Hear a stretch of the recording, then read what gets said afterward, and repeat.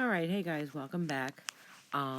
Today we are going to do our last video as far as plants is concerned, and we're going to be taking a look at plant uses. All right, plants are very, very, very important to humans. We use plants in various ways. All right, I talked about this a lot as we were going through the plant kingdom, talking about the different fruits, the vegetables, the roots and the stems and things that we eat from plants. Okay, but excuse me, other than just food sources, plants serve a lot of purposes for humans. All right, so let's wrap up our discussion of the plant kingdom talking about different uses of plants for humans. All right, the very first one that we have there is fuel. All right, and fuel is produced from the fermentation of corns, wheats, wood chips, grass, etc. Okay, and the type of fuel that we're talking about here is we're talking about methanol and ethanol. All right, these are biomass fuels, they're renewable, they burn cleaner, all right, and so therefore they can help in reducing global warming.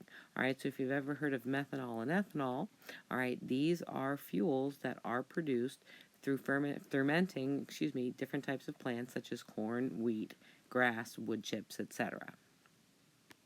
All right, the second type or use of plants for humans is wood. All right, wood is the most valuable plant resource that we have. Believe it or not, it's more valuable than food sources, okay? And that's because wood is used for furniture, to produce paper, for art, to produce musical instruments, etc. All right, wood is very plentiful, and wood is very important, all right, for various human needs. All right, drugs. Okay, we can produce drugs from different types of plants. Certain types of drugs that are used to control high blood pressure, fight leukemia, and fight cancer. All right, examples would be quinine, which is a drug that's used to treat malaria. All right, aspirin. I'm sure you guys have heard of aspirin before. It's a pain medication that's made from plants. All right, ephedrine. Anybody who suffers from seasonal allergies, such as myself, hay fever, and asthma, you might have heard of pseudoephedrine, which Sudafed. All right, so ephedrine is a drug that humans need that's made from plants, as well as some steroids. Some not natural steroids, like human natural steroids, because within the human body we have natural steroids. However, these are steroids that are produced using plants. Okay, another use, of course, of plants for humans is that of foods. All right, the main staple foods, all right, in the world, all right, wheat, rice, corn, and oats. Okay, those are grains that come from plants. So these are fruits of what are called cereal plants. All right, the wheat, the rice, the corn, and the oats. And these are the staple food crops in the world. All right, wheat is one of the most widely grown plants, and rice is one of the most important plants grown in the world, okay, because they are staples of our diets. All right, legumes. All right, legumes are bean and pea plants, okay? I don't know if you've ever heard of legumes before, all right, but bean plants and pea plants are types of legumes. Sugar, if you think about it, okay? Sugar that we use, all right, in foods, all right, in our foods, on our foods, okay, is from the stems or the roots of sugar cane and sugar beet plants. All right, roots that we eat. We talked about this when we were talking about different roots, the different types of roots that plants have. Carrots, they're a great example of a taproot. Radishes is also a type of a taproot, and turnips is also a type of a taproot.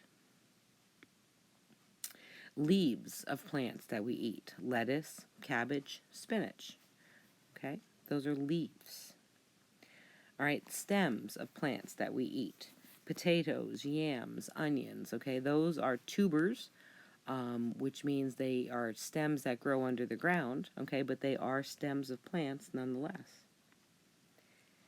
And then flowers. All right, believe it or not, there are different types of flowers all right, of plants that serve as food for humans, and broccoli and cauliflower are two examples. These are immature flowers. They're not flowers as you would think to be flowers in our previous video, when we talked about the parts of the flower and flowering plants. Okay, but they are immature flowers of these plants nonetheless. All right, and then another use of plants for humans is turpentine and latex. Okay, these both are products that are produced from the rubber plant. Okay. All right, now, in our previous discussions many months ago, when we were talking about genetically modified organisms, okay, genetic modification, all right, we were talking about different ways that scientists are trying to improve food crops. All right, we talked about how they were trying to improve livestock as well as improving food crops. And let's take a look at some of this stuff that we were talking about again. All right, through the process of genetic engineering, scientists are developing plants that are resistant to diseases and to pests. Okay, they're working on increasing nutritional values, all right, of plants, all right, increasing the amount and the quality of food crops that we have. And these are the GMOs that we talked about before. And remember, there are pros and cons to GMOs. All right, it's a good thing that they're increasing nutritional values, that they're increasing the amounts and quality of food crops, all right, and that they're developing plants that are resistant to diseases and to pests. All right.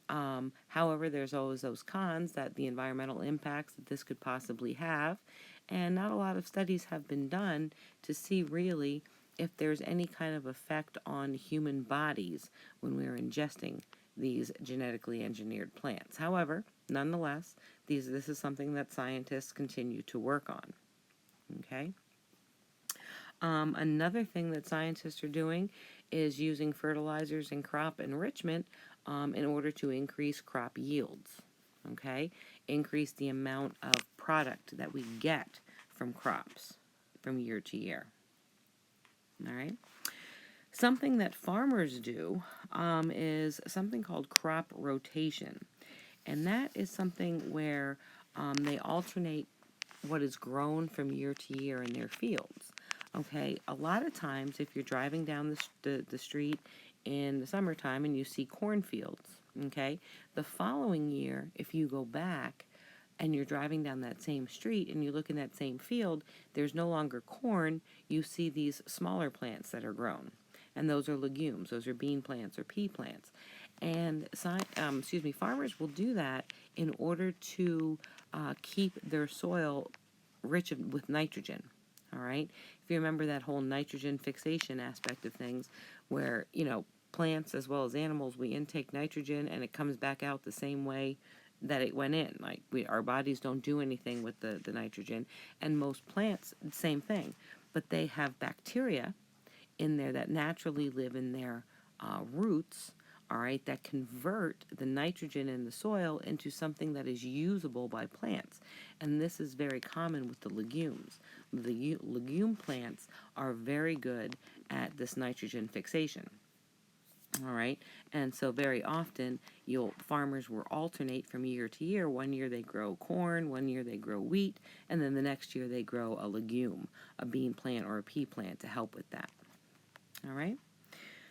Another thing that scientists are doing is something called the Green Revolution, and this is a plant breeding program to help grow plants in poor agricultural areas. Now, this relates back to number one, with the production of these genetically modified organisms.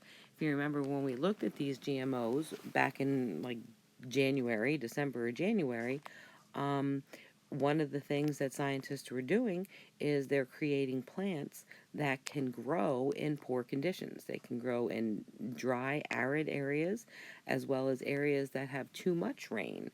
They can grow in areas where there's high temperatures, as well as areas where there's freezing temperatures a lot.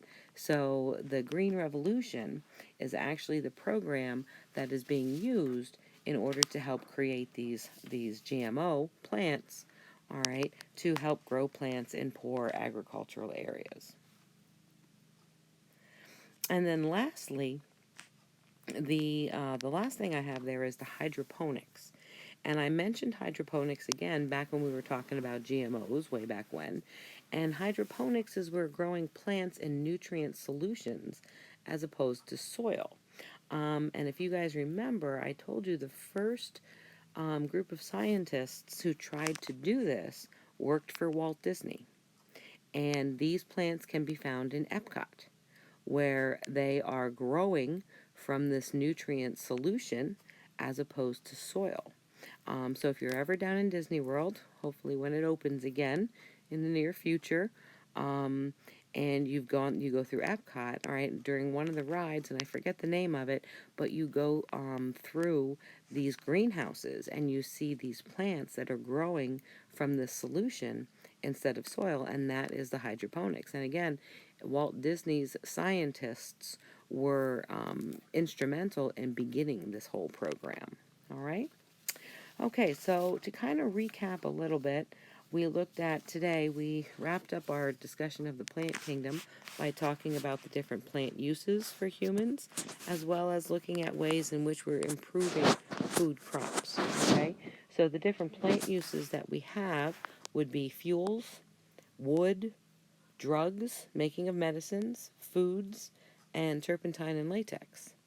All right, and some of the ways that scientists are trying to improve food crops to continue to feed the growing human population on Earth with plants is through the genetic engineering, the increasing of the crop yield, crop rotations, the green revolution, and through hydroponics. And again, really, 2, 3, 4, and 5 there all kind of relate back to number 1, which is genetic engineering, because a lot of the green revolution, hydroponics, increasing crop yields, these all relate back to the genetic engineering and the manipulation of genes of these plants that scientists are doing, again, to help feed an increasing world population.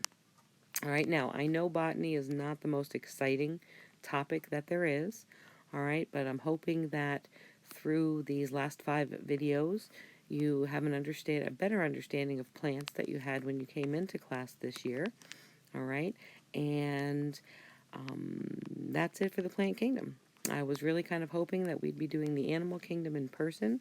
However, it looks like we're going to be doing the animal kingdom in the same way. So I look forward to seeing you guys on our Zooms.